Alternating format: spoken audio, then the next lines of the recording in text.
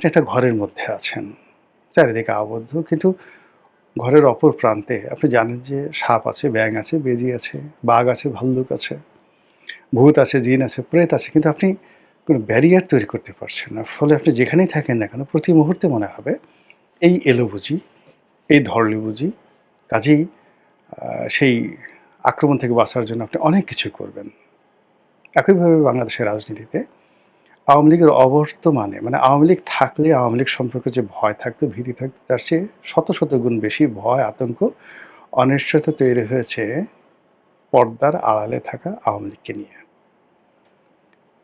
এর ফলে কি হলো, সকল রাজনীতির আলোচনায় আওয়ামী লীগ কি আছে রাজনীতিতে? একদল বলছে আছে, আরেক দল বলছে নেই। আওয়ামী লীগ কি টিকে থাকবে? একদল বলছে টিকে থাকবে, আর একদল বলল যে টিকে থাকার কি আছে, আওয়ামী লীগ তো আছেই, ৬ কোটি মানুষ আওয়ামী লীগ করে, এখানে টিকে থাকার কি আছে? আর একদল নানা রকম তথ্য উপাত্ত হাজির করছে, না না না, এটা সম্ভবই নয়। ইতিহাসে যে সমস্ত রাজনৈতিক দল গণ অভ্যুত্থানে পরাজিত হয়েছে, তারা মানবজাতির ইতিহাসে কোনো দিন ফিরে আসে নাই।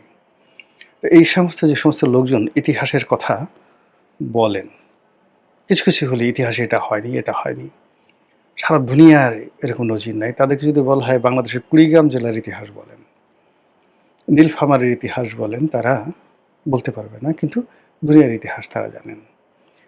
তাদেরকে যদি বলা হয় সারা দুনিয়ার ইতিহাস তারা জানে, কিন্তু বাংলাদেশে যদি বলা হয় 1935 সনের ভারত শাসন আইন সম্পর্কে একটু বলেন তো, আপনারা যদি বলেন যে মার্লো মিশন সম্পর্কে কিছু বলেন তো, ক্রিপস মিশন সম্পর্কে কিছু বলেন তো, কিচ্ছু বলতে পারবে না, কিছু বলতেই পারবে না। এক লোক দেখা গেল যে এই আমি মাঝে মধ্যে বিভিন্ন কোরআনের আয়াত বলি, তো সংগতির কারণ হলো কি যে উচ্চারণ, আরবি উচ্চারণ যেটা আছে আমাদের দেশে, যে আরবি উচ্চারণ হয় মেইনলি হলো কয়েকটি আরবি শব্দ আছে, যেমন বাংলাতে আমরা চাঁদ বলি, চাঁদ, বা দীর্ঘই, রস্বরী দীর্ঘরি। তো এই শব্দগুলোর উচ্চারণ করে পরিশুদ্ধ বাংলায় কথা বলে এইরকম লোক আপনি পাবেন না।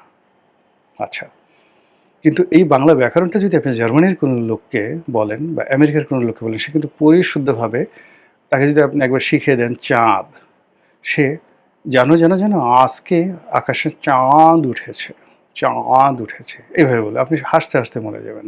কিন্তু আমরা বাঙালিরা কখনোই কিন্তু এই ভাষায় কথা বলি না।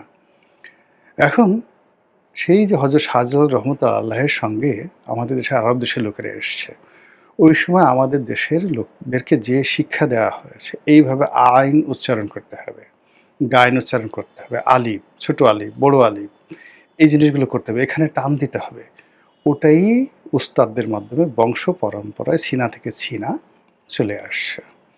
এবং এই লাইনে যারা শিক্ষা গ্রহণ করছে, তারা এই আরবি শিক্ষাটাকে মনে করে যে আল্লাহ স্বয়ং তাদেরকে শিখিয়েছে, এখানে নির্ভুল, পৃথিবীতে একমাত্র আরবিই হলো শ্রেষ্ঠতম ভাষা, আল্লাহর পক্ষ থেকে অন্য কোনো ভাষা নেই, কিয়ামতে আরবি ছাড়া আল্লাহ আরবিতে কথা বলবেন এবং দুনিয়ার সব মানুষ আরবিতে কথা বলবে, এই ধরনের কথাবার্তা সবাই প্রচার করেন। তো তাদের সামনে আপনি যদি কোনো কারণে, যেইখানে হায়ের উচ্চারণ আলহামদুলিল্লাহ, এই যে আল হা, এইভাবে যদি নর্মালি বলেন আলহামদুলিল্লাহ, বলা হয় নাই, জান্নাতে যাইতে পারবা না, তুমি একমাত্র হায়ের উচ্চারণ করতে পারো না, আইনের উচ্চারণ করতে পারো না। তো এরকম কয়েকজন লোকজন আসলো, আমি তাদেরকে জিজ্ঞেস করলাম, আচ্ছা বাবা, তোমরা তো বলো তো, এই যে তোমরা এইগুলো নিয়ে বাড়াবাড়ি করছো, 1400 বছর আগে মোহাম্মদ রসুল্লাহ সাল্লাহ আলাইহি যখন এলেন 570 খ্রিস্টাব্দে আরব দেশে আরবি হরফ বা বর্ণমালা কয়টা ছিল বলো তো এখন? সঙ্গে সঙ্গে মুখ হয়ে গেল। আমি বললাম যে এই যে তোমরা যে কথাগুলো বললো, আজকে যে কোরআন শরীফটা লেখা হচ্ছে, এটা কত খ্রিস্টাব্দে এই প্রথম এই বর্তমান যে ফরম্যাটটা আছে, এই ফরম্যাটটা ছিল, বা এই ফরম্যাটটা মানে তৈরি হয়েছে, বলতে পারবে না।